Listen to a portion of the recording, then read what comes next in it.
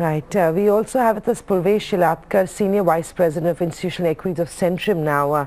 Purvesh, we don't have you live, so it's going to be tough to have a lot of questions. But first up, what are you expecting from the markets in the next couple of weeks?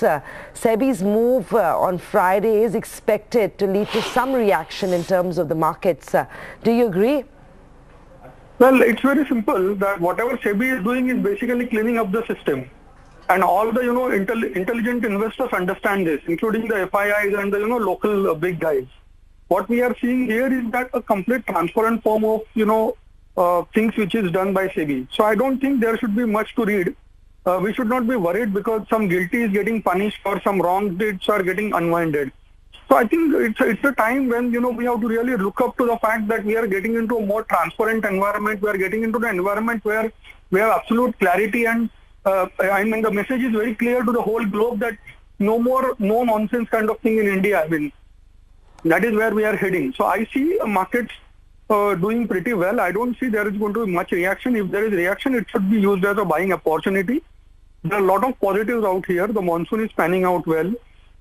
We are seeing either on an average or a decent plus average kind of monsoon so far. The result season will begin, and everybody knows very well that thanks to demonetization plus GST, the expectations are very low when we are going to the earnings. So I'm sure the earnings will beat on the upside. And overall, that's why, for a couple of weeks at least, I don't see any reaction. In fact, I see a Nifty getting into a completely different levels on a positive side. Right. Purvesh, very quickly, what's your call on IDFC Limited, IDFC Bank and the two Shriram Group companies post that merger announcement? How would you trade these counters today? Ma'am, first of all, let me tell you one thing. I'm very glad that the way kind of mergers and acquisitions which are happening in our country. Because, all this while, we have seen that India was always a kind of divide and rule. That's what Britishers taught the people out here, and everywhere, you would have seen that the father was not comfortable with the children, so the, many conglomerates got demerged and stuff like that. Now I think India is realizing that united we live and divided we die. And that's why you see a lot of mergers, acquisitions taking place. The kind of thing which has happened in IDFC, Shriram EPC is another example of that. Together they have a lot of strengths, and together they have realized that they can do far better than, being fighting that same battle on a lone ground. So I see a lot of positives coming up. There will be short-term blips, in terms of immediate reaction in terms of these mergers. But overall, I think this is a very positive thing because it will create a strong retail franchisee for them, and I'm sure both the management are smart enough to make the best out of that. Right. What about Reliance Industries? Do you track this one, Purvesh?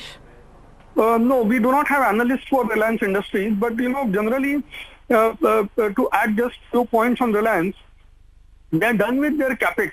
They have done it for last 5 years, and now it's a time for them to have the benefit of that in the form of huge cash flows. So I see Reliance doing pretty well on bourses.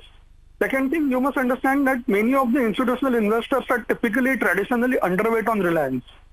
And now, everybody is rushing either to become equal weight or probably, to have some kind of slight overweight.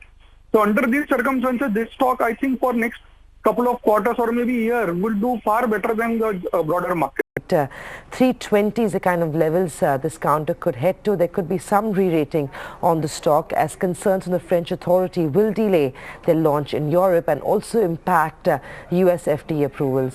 Purvesh, do you track Biocon in particular? Well, ma'am, any pharma counter, I have, something to do, a view something to do with related to, rupee.